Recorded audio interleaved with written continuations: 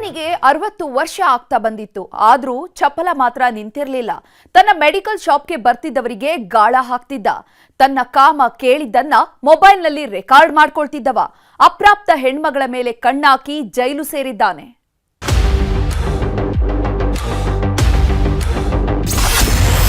ಚನ್ನಗಿರಿಯಲ್ಲಿ medical store ಕಾಮುಕನ ಅಟ್ಟಹಾಸ.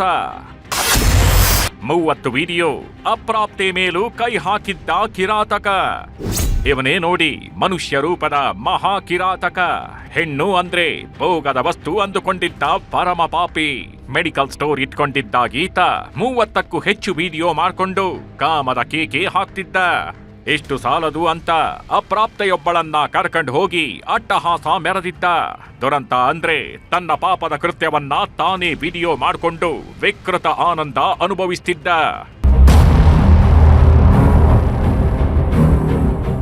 Davanagere ಜಿಲ್ಲೆಯ ಚನ್ನಗಿರಿ ಪಟ್ಟಣದಲ್ಲಿ medical store ಇಟ್ಕೊಂಡಿದ್ದ ಈತನಿಗೆ 2 ಹೆಂಡತಿಯರಿದ್ದಾರೆ.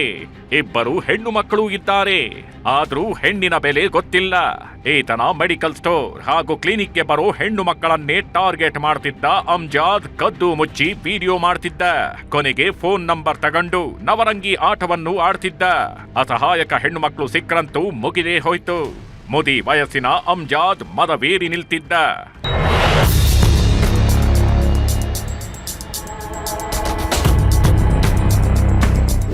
ಅಪ್ರಾಪ್ತ ಹೆಣ್ಣು ಮಗಳೊಬ್ಬಳನ್ನ ಪುಸಲಾಯಿಸಿದ್ದ ಈತ ಅಜ್ಞಾತ ಸ್ಥಳಕ್ಕೆ ಕರೆದೊಯ್ದಿದ್ದಾನೆ.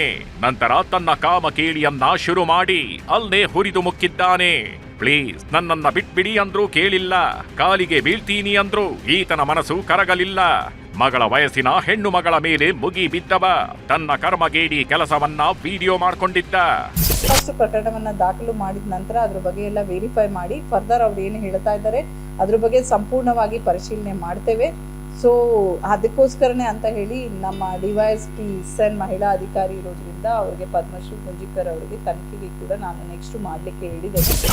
ಮೆಡಿಕಲ್ ಸ್ಟೋರ್ ಮನೆ ಹಾಳನ ಮೊಬೈಲ್ನಲ್ಲಿದ್ದ 30ಕ್ಕೂ ಹೆಚ್ಚು ವಿಡಿಯೋಗಳು ವೈರಲ್ ಆಗೋದಕ್ಕೆ ಶುರುವಾಗಿದೆ. ಯಾವಾಗ ಈತನ ಬೆತ್ತಲೆ ಕರ್ಮಕಾಂಡ ಬಯಲಾಯ್ತು ಆ ಕ್ಷಣವೇ ಊರು ಬಿಟ್ಟಿದ್ದ. ತಕ್ಷಣವೇ ಅಲರ್ಟ್ ಆದ ಪೊಲೀಸರು ಸುಮೋಟೋ ಹಾಗೂ ಫೋಕ್ಸೋ ಕೇಸ್ ದಾಖಲಿಸಿ ಕಂಬಿ ಹಿಂದೆ ತಳ್ಳಿದ್ದಾರೆ.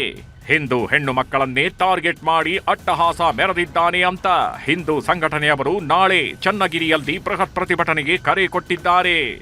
ಇಂಥ ವಿಕೃತ ಕಾಮಿಗೆ ಎಂಥ ಶಿಕ್ಷೆ ಆಗಬೇಕು ಅಂದರೆ ಇನ್ನೊಂದು ಸರಿ ಯಾವ ಒಬ್ಬ ವ್ಯಕ್ತಿನೂ ಈ ರೀತಿ ಮಹಿಳೆಯರನ್ನ ಮತ್ತು ಮಕ್ಕಳನ್ನು ಚಿಕ್ಕ ವಯಸ್ಸಿನ ಹುಡುಗಿಯರನ್ನ ತನ್ನ ವಿಕೃತ ಕಾಮಕ್ಕೆ ಬಳಸ್ಕೊಳ್ಳಿಕ್ಕೆ ಹೆದರಬೇಕು.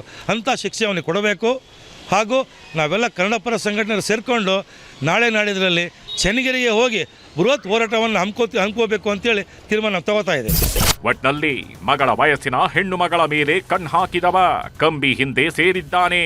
ಕಂಡೋರ ಮನೆಯ ಹೆಣ್ಣು ಮಕ್ಕಳನ್ನ ಕಾಮದ ಕಣ್ಣಲ್ಲಿ ನೋಡೋಗಿಂಥವರಿಗೆ ತಕ್ಕ ಶಿಕ್ಷೆ ಆಗ್ಬೇಕಿದೆ. ಸಂಜಯ್, ನ್ಯೂಸ್ 18 ದಾವಣಗೆರೆ.